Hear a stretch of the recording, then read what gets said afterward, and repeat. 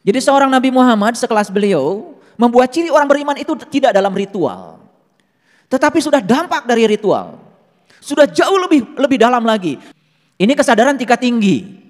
Dan bagi orang-orang yang dangkal belajar agama, mungkin kalau kejadian itu kelihatan di depan kita hari ini. Ada cucunya menangis, dia mempercepat sholatnya. Mungkin akan disalahkan oleh orang-orang yang tolol itu. Tapi kelasnya Nabi Muhammad memberikan contoh yang luar biasa. Mempercepat sholatnya supaya cepat selesai. Karena beliau harus menggendong cucunya. Itu orang beriman. Dan aneh sekali kita sering membuat ciri-ciri orang yang beriman itu terkadang dengan sesuatu yang tidak pernah diajarkan oleh leluhur kita. Saya tidak menemukan satu hadis pun yang disampaikan Nabi Muhammad yang menyatakan ciri orang yang beriman itu, mohon maaf, rajin sholat misalnya. Gak ada. Ciri orang yang beriman itu rajin ke masjid. Gak ada hadisnya. Ciri orang beriman itu rajin bangun malam. Gak ada. Saya tidak menemukan.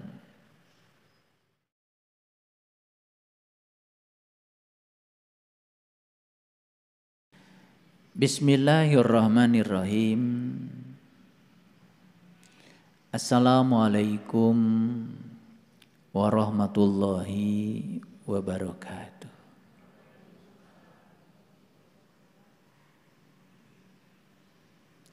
Alhamdulillahillazi nuri qulubana wa binuri ma'rifati wal isbatul yakin. Wa adkhilnal ma'al awliya'i was solihin wasyuhada wasyiddiqin. Asyhadu an la ilaha illallah wahdahu la syarikalah rabbul alamin. Wa asyhadu anna Muhammadan abduhu wa rasuluhu asrafal anbiya'i wal mursalin. Sayyidina Muhammadin wa ala alihi wa sahbihi ajmain. Subhanaka la ilma lana illa ma 'allamtana innaka antal alimul hakim. Subhanakallahumma rabbana wa bihamdika asyhadu an la ilaha illa anta astaghfiruka wa atubu ilaik. Astaghfirullahaladzim. Astaghfirullahaladzim. Astaghfirullahaladzim. Allazi la ilaha illa huwal hayyul qayyum wa atubu ilaih. Min jami'il ma'asi wa dzunub. La haula wa la quwata illa billahil aliyil azim.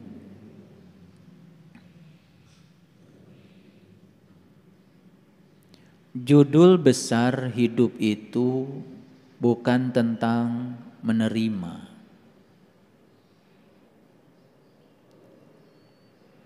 Judul besar hidup itu sebetulnya tentang memberi.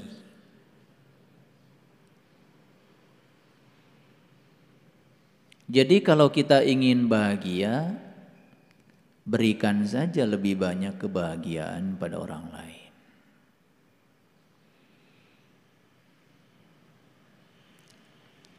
Kalau kita ingin jadi orang baik, berikan saja kebaikan lebih banyak pada orang lain. Kalau kita ingin dicintai, berikan saja lebih banyak cinta pada orang lain. Jadi hidup itu bukan take and give, tapi give and take. Hidup itu bukan menerima kemudian memberi. Hidup itu sesungguhnya adalah memberi, dan hukum alam sudah meyakinkan kepada kita setiap pemberian itu pasti akan diiringi dengan proses menerima.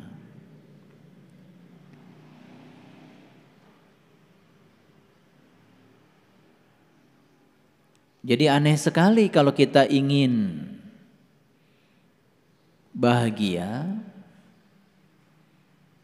tapi terus menuntut agar orang lain melakukan sesuatu yang membuat kita bahagia. Tapi kita tidak membuat sesuatu bagi orang lain yang membuat orang lain bahagia. Aneh. Itulah yang kebanyakan dilakukan banyak orang yang awam. Saya bicara awam berarti berbicara tentang mereka-mereka yang belum mencapai kesadaran. Oleh karena itu para sahabat, berulang kali saya menyampaikan bahwa satu-satunya harta pusaka kita yang kita miliki saat ini adalah waktu yang tersisa dalam hidup yang entah berapa jam lagi. Kenapa saya sebut harta pusaka? Karena waktu itulah peluang yang diberikan semesta buat kita mengumpulkan bekal. Karena saat kita mati kita tidak akan ditanya apa keyakinan kita. Pada saat kita mati kita pun tidak akan ditanya apa baju agama kita. Pertanyaan kematian adalah satu, berapa banyak orang yang sudah kau bahagiakan dalam hidup? Itu yang disebut dengan amal kebajikan. Karena puncaknya akhlak adalah bagaimana kita memperlakukan orang lain. Itu sebetulnya. Itu puncaknya akhlak. Oleh karena itu, pada kesempatan yang penuh berkah ini, saya akan mengawali kajian kita dengan menyampaikan satu ayat yang membuat saya merinding kalau baca ayat ini. Dan disilahkan para sahabat untuk melihat tayangan di layar monitor. A'udzubillahi minasyaitonirrajim. Bismillahirrahmanirrahim. Falau anna lana karrotan fanakuna minal mu'minin. Maka sekiranya kita dapat kembali sekali lagi, niscaya kami akan menjadi orang-orang yang beriman. Siapa yang sedang berbicara ini kira-kira? Yang sedang bicara ini adalah orang yang belum mencapai iman. Baru akan beriman kalau mereka diberi kesempatan sekali lagi datang ke sini. Berarti orang ini sudah tidak punya harta pusaka yang bernama waktu yang saya sampaikan tadi. Sudah habis kesempatan untuk berbuat bagi dia. Maka dia merengek-rengek. Maka sekiranya kita dapat kembali sekali lagi, niscaya kami akan menjadi orang-orang yang beriman. Mungkin dia dulu hanya mengaku sebagai orang yang beriman. Dan mengaku sebagai orang yang beriman, ya namanya juga mengaku. Belum tentu diaku. Klaim bahwa dia sebagai orang yang beriman, tidak akan memunculkan ciri-ciri orang beriman. Dan aneh sekali kita sering membuat ciri-ciri orang yang beriman itu terkadang dengan sesuatu yang tidak pernah diajarkan oleh leluhur kita. Saya tidak menemukan satu hadis pun yang disampaikan Nabi Muhammad yang menyatakan ciri orang yang beriman itu mohon maaf rajin sholat misalnya. Gak ada. Ciri orang yang beriman itu rajin ke masjid. Gak ada hadisnya. Ciri orang beriman itu rajin bangun malam. Gak ada. Saya tidak menemukan. Ciri orang beriman kata Nabi, jika dia jalan mendapati satu ranting yang membahayakan orang lain dan dia tidak singkirkan itu ranting, dia tidak orang beriman. Jadi seorang Nabi Muhammad sekelas beliau membuat ciri orang beriman itu tidak dalam ritual. Tetapi sudah dampak dari ritual. Sudah jauh lebih dalam lagi. Sudah berbicara cinta, kepedulian, cinta kasih, welas asih. Itu yang diceritakan. Tidaklah disebut orang yang beriman jika dia tidur nyenyak sementara tetangganya tidak bisa tidur karena kelaparan. Itu iman yang disampaikan leluhur kita. Dan kita menganggap sepele. Ada tetangga kelaparan. Dan ketika kita pulang dari masjid dan menganggap kita ini sudah beriman, karena kita sudah menyembah Tuhan di masjid kita itu. Padahal Tuhan yang nyata, tetangga kita tidak kita pedulikan. Yang gaib terus kita sembah, yang nyata tidak kita pedulikan. Huwal awal wal akhir wal dhahir wal batin. Dialah yang awal, dialah yang akhir, dia yang dohir, dia yang batin. Dia yang maha gaib sudah merefleksikan diri menjadi dia yang maha nyata. Tapi kita masih sering terjebak pada yang gaib saja. Nabi Muhammad mendapati cucunya beliau ya menangis ketika sholat. Apa yang dilakukan? Tidak peduli dan membiarkan cucunya menangis? Saya tidak menemukan cerita itu. Justru Nabi Muhammad mempercepat sholatnya agar selesai lebih cepat dan segera menggendong cucunya. Ini kesadaran tingkat tinggi. Dan bagi orang-orang yang dangkal belajar agama, mungkin kalau kejadian itu kelihatan di depan kita hari ini, ada cucunya menangis, dia mempercepat sholatnya, mungkin akan disalahkan oleh orang-orang yang tolol itu. Tapi kelasnya Nabi Muhammad memberikan contoh yang luar biasa. Mempercepat sholatnya supaya cepat selesai. Karena beliau harus menggendong cucunya. Itu orang beriman. Dan banyak di antara kita yang tidak peduli pada tetangga. Tidak peduli pada kesusahan orang lain. Dan terus tekun di tempat ibadah. Tetapi tidak ada yang berubah dari akhlaknya. Tidak ada yang berubah cinta kasihnya. Apakah itu? Ada yang salah menurut saya belajar agama. Ada yang salah. Lalu kita terus saja menghayal. Dan kita akan mendapatkan kebaikan nanti. Di depan mata orang perlu kita tolong. Kita tidak menolongnya. Buat apa? Hidup itu tentang hari ini, saat ini, di sini, sekarang. Bukan tentang masa depan. Makanya saya katakan di awal khutbah saya hari ini, saya mengatakan hidup itu adalah tentang memberi. Hidup itu tentang mencintai. Hidup itu tentang kepedulian kepada orang lain. Karena kita sudah terbiasa untuk menjadi pengemis. Bahkan yang kita minta juga sebetulnya seorang pengemis. Bagaimana seorang pengemis bisa memberi? Saya tidak cerita pengemis sebagai pengemis secara fisik. Saya berbicara pengemis sebagai mental. Mungkin saja dia berkelebihan uang, mungkin saja status sosialnya tinggi, tetapi mentalitinya dia sebagai seorang pengemis. Hanya ingin diperhatikan, ingin diberi, ingin dicintai, tetapi tidak melakukan yang sebaliknya. Bagi saya itu adalah pengemis yang sebenarnya. Pengemis urusan mental. Jadi jangan sampai kita termasuk pada kelompok ayat ini. Falau anna lana karatan fanakuna minal mu'minin. Maka sekiranya kita dapat kembali sekali lagi saja, niscaya kami menjadi orang-orang yang beriman. Kembali kemana? Saya kasih tahu. Kembali ke tubuh ini. Jadi orang ini sedang berbicara di mana? Di luar tubuh ini. Dia tidak sedang berada di tubuh ini. Sudah keluar dari tubuh ini. Sudah terusir dari tubuh ini. Dan mungkin sedang di tubuh lain. Yang lebih rendah dari tubuh ini. Karena saat diberi tubuh yang sempurna ini untuk memberikan jalan.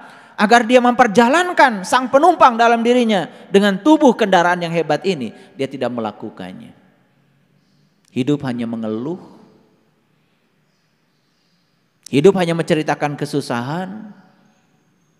Hidup hanya menceritakan berbagai macam penyakit. Hidup hanya menceritakan sesuatu yang tidak disukai.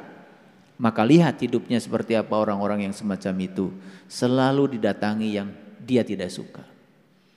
Dan kemudian dia menyalahkan pihak lain. Seakan-akan yang tidak dia suka itu datang secara kebetulan. Tidak. Semua itu datang karena kita sendiri yang mengundangnya. Semua itu datang karena kita sendiri yang menariknya. Itulah hukum tertarik menarik dari semesta. Sederhana sekali sebetulnya.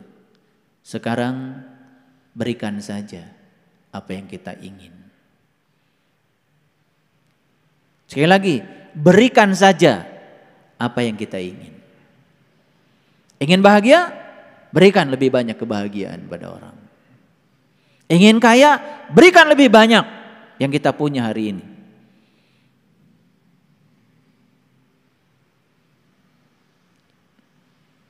Ini tantangan dari saya. Out of the box. Kita harus keluar dari pemikiran lama yang telah memenjarakan kita. Jalan-jalan lama yang sudah membuat kita terjerembab di jalan itu. Dan kita tidak mengalami kemajuan apapun. Tempuhlah jalan baru yang menakjubkan. Dan saya sudah memberikan di kajian yang sebelumnya. Ada judul di YouTube saya berikan, jalan baru yang menakjubkan. Saya mengajarkan 7 jalan baru yang sangat menakjubkan. Dan saya tidak akan mengulang pada kesempatan ini penuh berkah ini. Para sahabat, itu ayat 102. Baru akan jadi orang yang beriman nanti.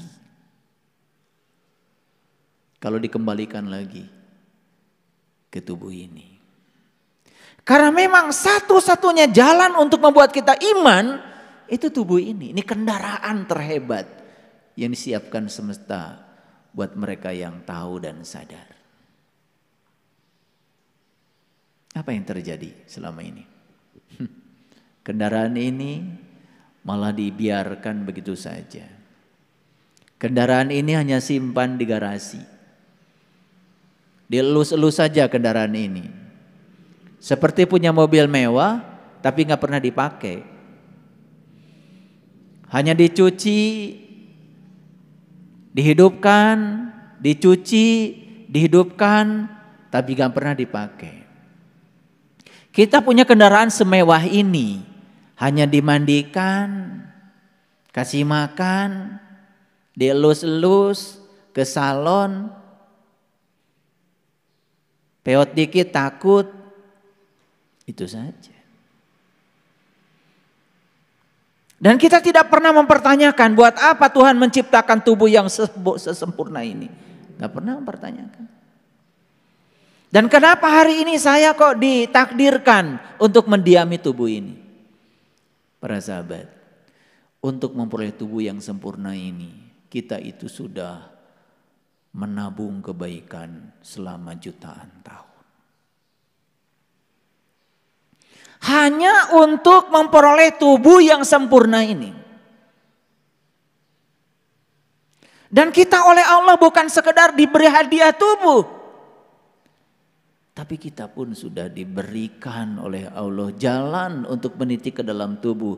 Dipertemukan dengan seorang penunjuk jalan. Dibimbing bagaimana cara meniti ke dalam diri. Dibimbing bagaimana cara meningkatkan kesadaran. Dibimbing bagaimana cara memperoleh nikmat yang sesungguhnya. Apalagi. Makanya di Quran dikatakan Rabbul masyriqain wa Rabbul maghribain fabi ayyi ala'i rabbikuma tukadziban.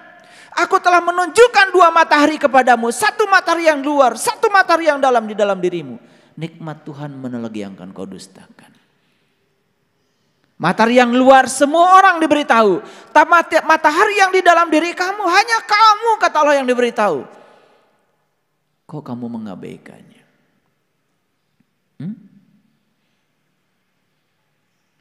Luar biasa. Ada yang bertanya sama saya, kenapa Nabi Ibrahim ketika sudah menyaksikan matahari, beliau mengatakan, aku sudah berlepas dari dosa syirik. Itu diabadikan di Quran surat Al-An'am. Ketika beliau menyaksikan matahari, beliau mengatakan, wa ma ana minal musyrikin. Aku hari ini tidak termasuk lagi orang-orang yang mempersekutukan Tuhan dengan selainnya. Dan itu diabadikan menjadi doa iftitah oleh Nabi Muhammad. Kan itu yang kita baca setiap sholat, betul? Inni wajjahtu wajhiya lilladzi fataras samawati wal hanifan wa ma ana minal musyrikin. Kapan kalimat itu diungkapkan beliau? Tepat saat beliau sudah menyaksikan matahari ruhani dalam dirinya. Sayang sekali banyak yang tidak pernah sadar dengan yang diucapkan setiap sholat. Cuman mengucapkan dan mengucapkan saja tanpa kesadaran. Ar-Rahman 'allamal Qur'an khalaqal insan 'allamahul bayan asy-syamsu wal qamaru bihusban wan najmu wasyajaru yasjudan. Itu di Quran dikatakan begitu. Matahari, bulan dan bintang-bintang.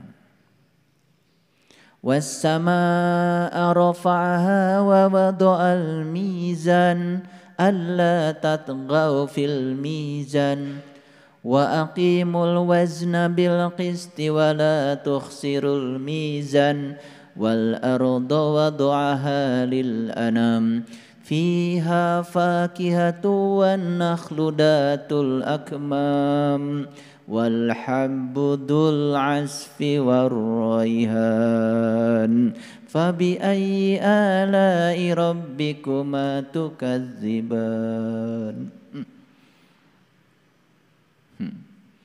Tahu saja artinya rahasia surat Ar-Rahman. Luar biasa. Makanya Nabi Muhammad ketika ditanya, ya Rasulullah, apa sih Ar-Rahman? Ar-Rahman, rahmanud dunya. Ar-Rahim, rahimud dunya wal akhirah. Rahman itu adalah walas asih manusia kepada sesama manusia. Dan sifat ulas asih manusia kepada sesama manusia hanya akan timbul kalau seseorang sudah mendapatkan Ar-Rahim, walas asihnya dia kepada Allah, walas asihnya Allah pada dia. Makanya temukan dulu Ar-Rahim, baru kita akan menjadi Ar-Rahman. Makanya dibacanya kan kebalik ya, Ar-Rahman, Ar-Rahim. Padahal dalam perjalanan spiritualnya temukan dulu Ar-Rahim, baru akan muncul Ar-Rahman. Jadi Rahim itu sebetulnya adalah bertemunya kita dengan sumber cinta. Begitu kita bertemu dengan sumber cinta, maka kita akan menjadi cinta itu sendiri. Siapa yang sudah menjadi cinta, maka dia akan menjadi sumber cinta bagi semesta. Makanya puncaknya iman itu sebetulnya adalah kepedulian. Jadi jangan ambon sorangan, jangan bikin ukuran-ukuran yang keliru. Menyatakan iman itu dengan ukuran-ukuran yang tidak diajarkan leluhur kita. Karena ukuran iman itu adalah itu. Baik, kembali lagi pada ayat ini. Ya, falaul anna lana karotan fatakuna minal mu'minin, maka sekiranya kita dapat kembali sekali lagi, niscaya kami akan menjadi orang-orang yang beriman. Itu ada dialog itu, luar biasa itu. Dialognya kira-kira seperti ini.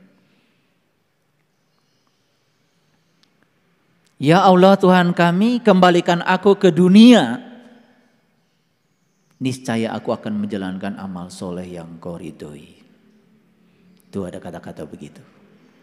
Jadi minta dikembalikan ke dunia, akan menjalankan amal soleh yang diridhoi. Nah dulu kalau begitu dia melakukan apa? Ya melakukan amal salah yang tidak diridhoi. Maka dia baru janji akan melakukan amal soleh yang diridhoi. Tapi jawaban Allah itu cuma dua. Satu jawabannya, tidakkah aku memanjangkan umurmu dalam masa yang cukup bagi kamu untuk berpikir? Dan kenapa kamu tidak berpikir? Satu. Jadi ketika merengek-rengek minta dikembalikan ke dunia, bahkan merengek-rengek minta dikeluarkan dari neraka, jawaban Allah itu cuma dua. Satu jawabannya, tidakkah aku memanjangkan umurmu dalam masa yang cukup untuk berpikir, dan kenapa kamu tidak berpikir? Itu jawaban yang pertama. Dan jawaban yang kedua, tidakkah datang seseorang yang memberi peringatan kepada kamu, dan kenapa kau abaikan peringatannya? Cuma dua. Jadi ketika merengek-rengek ingin dikeluarkan dari neraka, merengek-rengek ingin dikembalikan ke dunia dalam keadaan bahagia, Jawaban Allah cuma dua. Satu, kenapa kamu gak mikir? Yang kedua, tidakkah datang seseorang yang sudah ngasih peringatan kepada kamu? Baik, bisa paham ayat ini? Nah, apa kira-kira yang bisa sahabat ambil dari pesan ayat ini? Ada yang bisa diambil? Pesannya apa? Kan ini, maka sekiranya kita dapat kembali sekali lagi, niscaya kami akan menjadi orang-orang yang beriman. Apa pesan yang bisa diambil dari ayat ini? Satu, mumpung kita sedang di sini, sedang di tubuh ini, manfaatkan keberadaan kita di tubuh ini, mumpung kita pun masih diberi harta pusaka yang bernama waktu untuk menjadi orang yang beriman. Sekarang, di sini, saat ini. Itu pesan yang pertama. Pesan yang kedua, tentu saja yang namanya iman itu bukan seperti kebanyakan orang. Tanya semua orang di semesta ini, apa artinya iman? Pasti semuanya jawabannya sama, iman itu percaya. Boleh nggak kita mengartikan iman percaya? Boleh, tapi percaya itu harus berdasarkan bukti. Dan selama ini kita tuh banyak mempercayai sesuatu yang kita sendiri nggak bisa membuktikan. Itu yang aneh. Padahal definisi iman kata Rasulullah, al-iman tasdikun bil qalbi wa ikrarun bil lisan wal amalun bil arkan. Iman itu urusan kolbu, urusan kolbu. Pembenaran oleh kolbu itu iman. Dan siapa saja yang sudah bisa membenarkan dengan kolbunya, pasti lisannya akan benar. Dan siapa saja yang lisannya sudah benar, pasti amal perbuatannya akan benar. Merembet menjadi lisan dan amal perbuatan. Kan mulainya dari mana? Dari kolbu. Kalau bahasa psikologi, ya kita tidak mungkin bisa berkata dan berbuat kalau tidak ada produk dari pikiran. Tapi pikiran yang mana? Pikirannya orang beriman dong. Dan pikirannya orang beriman itu satu. Pikirannya itu sudah dikendalikan oleh kesadaran. Hati-hati ya. Apa bedanya orang beriman dengan orang yang tidak beriman? Orang yang belum beriman, pikirannya merajai dirinya. Pikiran menjadi pengendali. Tapi orang yang sudah beriman, pikiran itu sebagai pelayan, bukan sebagai majikan. Jadi pikiran itu yang melayani. Dan majikannya dia itu adalah kesadaran. Aduh. Kalau kita ngaji beneran sebetulnya ditambah jujur sedikit itu baru ketahuan kita itu seperti apa. Jadi kalau ngajinya terus aja mohon maaf ya, baca lagi, yang dibaca cuma kita nggak ngerti, pesannya tidak dapat, ya sudah, ya. Jadi istilah orang Sunda mah itu namanya barho, ya bubar ya poho. Jadi tidak ada ya, tidak ada bekas ngajinya itu nggak ada gitu. Ya, karena apalagi berbicara kesadaran itu tidak ada. Itu yang pertama. Nah, saya agak loncat dulu hari ini. Saya mau masuk dulu pada pesan yang selanjutnya. Ini mohon maaf kalau hari ini agak random saya bicara. Random dilihat dari sisi ayat. Tetapi dari segi struktur pembelajaran sebenarnya tidak random. Saya hanya mengikuti struktur pembelajaran saja. Coba kita lihat ayat ini. Fattaqullaha wa ati'un. Nah ini sebetulnya dibacanya harusnya fattaqullaha wa ati'uni. Dibacanya harusnya begitu. Fattaqullaha wa ati'uni. Bertakwalah kepada Allah dan taatlah kepadaku.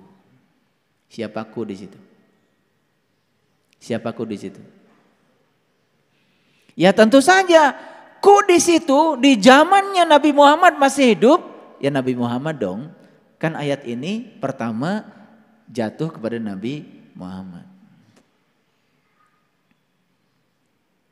Sepeninggalnya Nabi Muhammad, kita harus taat pada siapa? Ya tentu saja taat kepada Nabi Muhammad lewat orang-orang yang meneruskan tugas-tugas kenabiannya beliau. Hati-hati. Gelar kerasulan titik sampai Nabi Muhammad. Tetapi fungsi dan tugas kerasulan gak mungkin selesai sampai Nabi Muhammad. Sepanjang dunia masih berputar, tugas kerasulan akan ada. Akan ada para pewaris ilmu ini.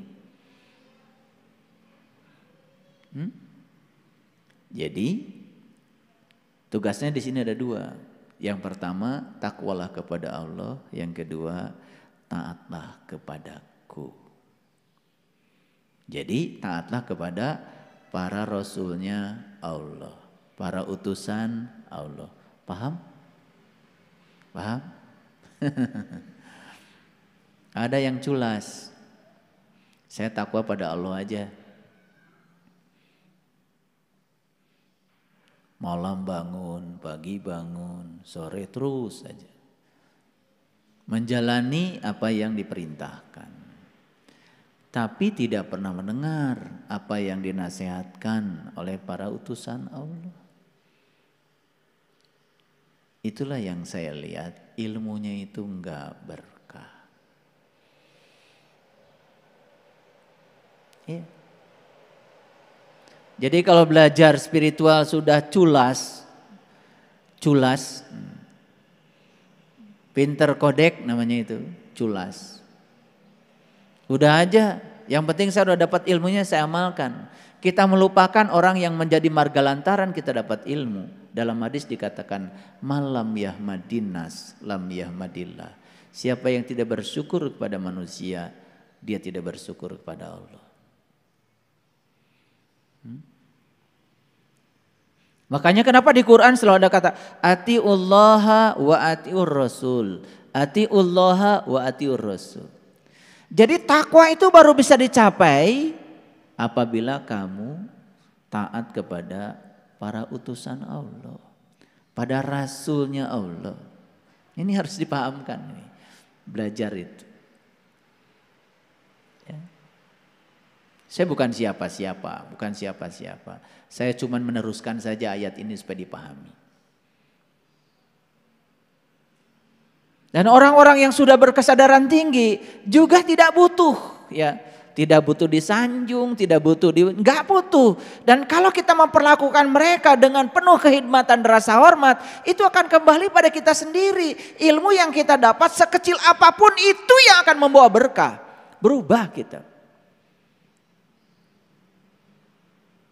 Maaf ya, banyak contohnya. Udah belajar ini, belajar itu, belajar ini, belajar itu. Bahkan sering menyakiti perasaan seorang guru. Enggak berkah. Emangnya seorang guru masih bisa disakiti perasaannya? Tidak. Udah enggak butuh yang semacam itu. Tetapi ketika kita kehilangan hikmat kepada seseorang yang telah menjadi marga lantaran kita sampai kepada Allah, kita kehilangan berkah dari ilmu yang kita peroleh. Makanya Rumi ketika ditanya, kalau ini adalah gurumu, ini Tuhanmu, siapa yang akan kau sembah lebih dulu? Aku akan sembah guruku, baru aku sembah Tuhanku. Loh, kenapa begitu? Karena aku bisa mengenal Tuhanku lewat guruku. Itu yang disebut dengan syafaat, itu yang disebut dengan wasilah. Kita akan bicara itu hari ini. Karena biasanya kalau kita bicara syafaat kan langsung ya, oh nanti katanya. Nanti ketika dunia ini dihancurkan, dibangkitkan, kemudian nanti dibariskan, kan gitu. Betul enggak? Gitu. Ya. Dan kita berpikir, mana tuh penitia maulud tanggal sekian, gitu kan, begitu ya, langsung dapat syafaat, gitu kan, syafaat itu langsung dicabut, masuk surga, gitu. Sebentar, tidak ada di Quran redaksi yang semacam itu. Nah, syafaat itu artinya pertolongan. Wujud pertolongan Allah adalah ilmu yang didapat oleh kita dari orang-orang yang mengantarkan kita kepada Allah di sini, saat ini, sekarang. Jadi syafaat itu wujudnya adalah ilmu. Dari siapa ilmu itu? Tentu saja ilmu tentang Allah. Dari siapa? Dari orang-orang yang sudah tahu dan kenal kepada Allah. Dihadirkan orang-orang yang bisa membimbing kita kepada Allah, itu namanya syafaat. Kapan syafaat itu? Di sini, hari ini, sekarang. Makanya syafaat itu diberikan pada hari kebangkitan. Kapan hari kebangkitan? Hari kebangkitan itu setelah hari kiamat. Kapan hari kiamat? Hari bangkitnya kesadaran kita. Hari bangkitnya jiwa kita. Begitu kita bangkit dari ketidaksadaran, kita bangkit. Itu yang disebut dengan hari kebangkitan. Di hari kebangkitan itulah kita akan dapatkan syafaat. Wujudnya apa? Wujudnya adalah ilmu yang bisa mengantarkan kita kepada Allah. Jadi yang ngasih syafaat yang sebenarnya cuma satu, yaitu Allah. Maka di Quran dikatakan, kullillahi syafa'atu jami'a. Katakanlah hai Muhammad, sesungguhnya syafaat itu semuanya punyaku. Jadi nggak ada sebetulnya manusia yang diberi wewenang untuk memberikan syafaat. Karena Allah sendiri mengatakan di Quran, kullillahi syafa'atu jami'a. Jadi syafaat itu hakikatnya adalah milik Allah jami'a, kabehanana, keseluruhannya, totalitas. Jadi kalau ada orang-orang yang mengajarkan kepada kita, baca ini supaya dapat syafaat, baca itu supaya dapat syafaat, itu jangan diikuti begitu. Pahami dulu, ya. Oke. Oleh karena itu banyak-banyak baca sholawat. Untuk apa baca sholawat? Baca sholawat itu supaya kita bertemu dengan orang-orang yang bisa memperjumpakan kita dengan Tuhan. Jadi kita itu minta dihubungkan dengan Allah lewat orang-orang yang sudah beserta Allah. Jadi ketika kita mau berhubung dengan Allah, pasti kita butuh orang-orang yang sudah terhubung dengan Allah. Nah, orang yang sudah terhubung dengan Allah itu yang disebut pemberi syafaat syariatnya. Hakikatnya dari Allah. Paham? Paham? Jadi syafaat itu kapan? Nanti apa sekarang? Sekarang. Nah, kita akan bahas ya. Baik, diulang lagi ayat ini di ayat yang ke-110. Perhatikan lagi.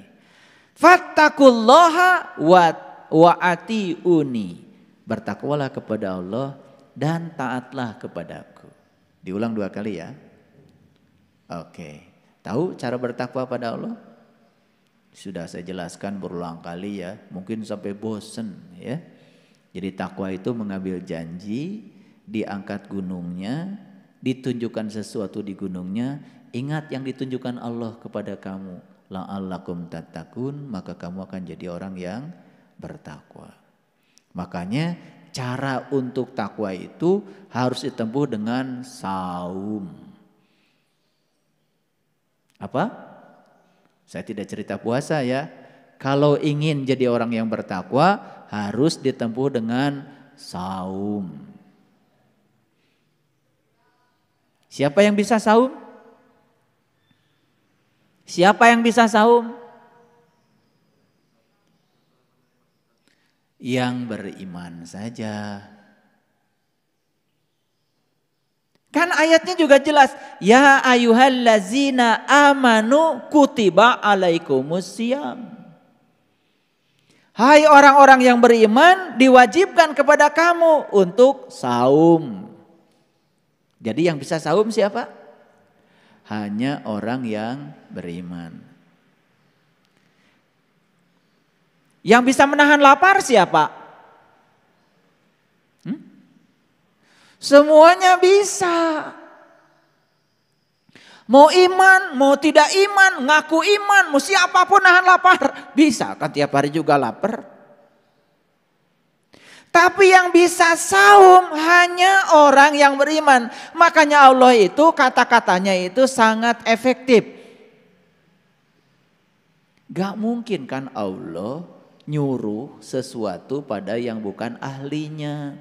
Paham? Allah itu kalau mau nyuruh sesuatu ya sama yang bisa. Yang nggak bisa ya nggak usah disuruh.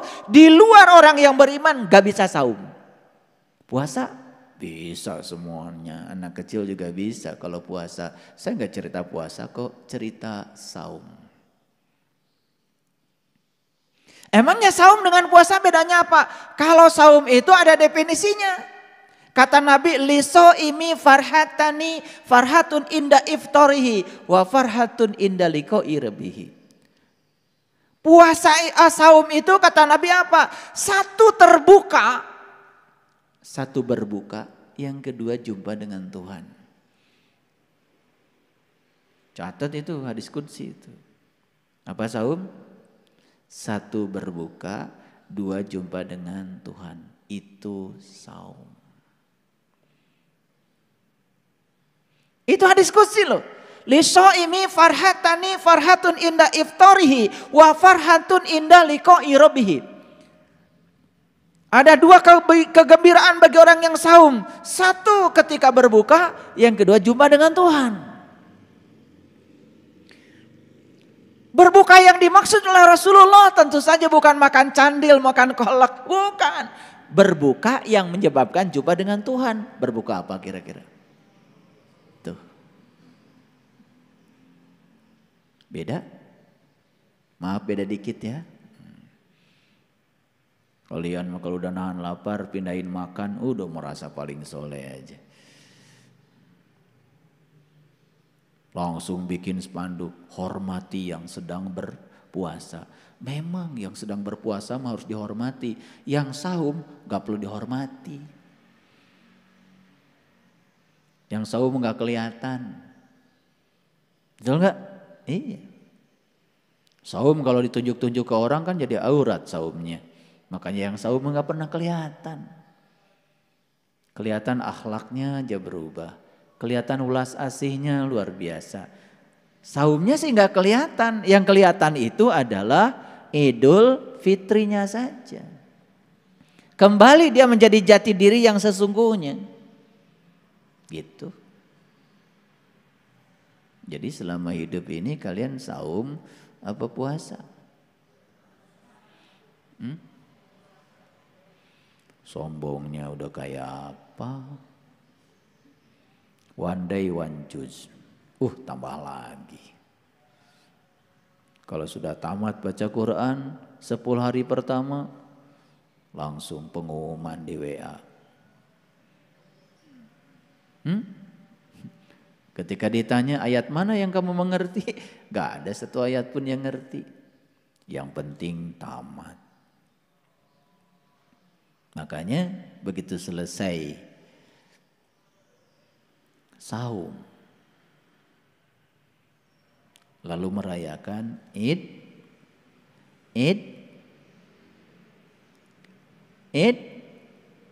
Idul Fitri. Sudah tahu cara merayakan Idul Fitri? Harus pakai Quran dong. Di Quran dikatakan, Allahumma rabbana anzil alaina ma'idatan minas sama'i takunu lana id. Ya Allah Tuhanku, turunkanlah hidangan dari langit rohanimu.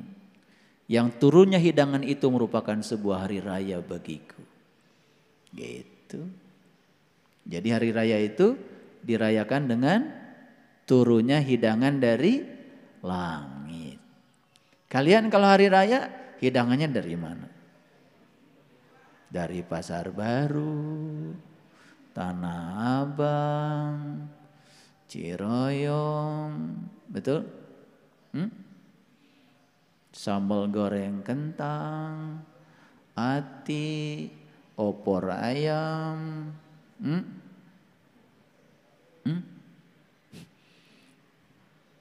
Karena gak pernah baca ayatnya. Padahal di Quran dikatakan hari raya itu saat dimana kamu ketiban hidangan dari langit. Semua hidangannya adalah dari bumi. Hari raya macam apa? Itu Quran loh, bukan kata saya. Yang pertama, orang pertama kali yang memohon kepada Allah untuk bisa merayakan hari raya itu adalah Isa ibnu Maryam. Maka di Quran dikatakan Isa ibnu Maryam berkata, Allahumma rabbana anzil alaina ma'idatan minas samai takun lana idi. Ya Allah, turunkanlah hidangan dari langitmu. Yang turunnya hidangan itu merupakan sebuah hari raya bagiku. Itulah hari raya yang sebenarnya saat turunnya hidangan dari langit. Nunggu kapan? Setahun sekali? Hah? Bisa nggak kita rayakan hari raya itu setiap saat? Bisa. Bagi yang tahu ilmunya, yang tahu caranya, dia bisa berhari raya. Kapan saja dia mau. Keren nggak? Sudah punya nggak ilmunya kalian? Udah dikasih sama saya. Tadi pagi hari raya nggak? Ya, alhamdulillah. Jadi hari raya itu setiap saat. Hidangannya pun bukan hidangan yang biasa. Hidangan istimewa dari langit yang sudah terbelah. Gitu. Ya ayyuhalladzina amanu kutiba alaikumusiyam kama kutiba alal ladzina min qablikum. Ternyata orang-orang sebelum kamu juga sama. Untuk mencapai takwa itu dianjurkan untuk melaksanakan saum. Sama? Sama. Ya. Tahu saum sekarang? Itu. Pusing apa pusing? Gak apa-apa. Pusing itu tanda-tanda mau ngerti.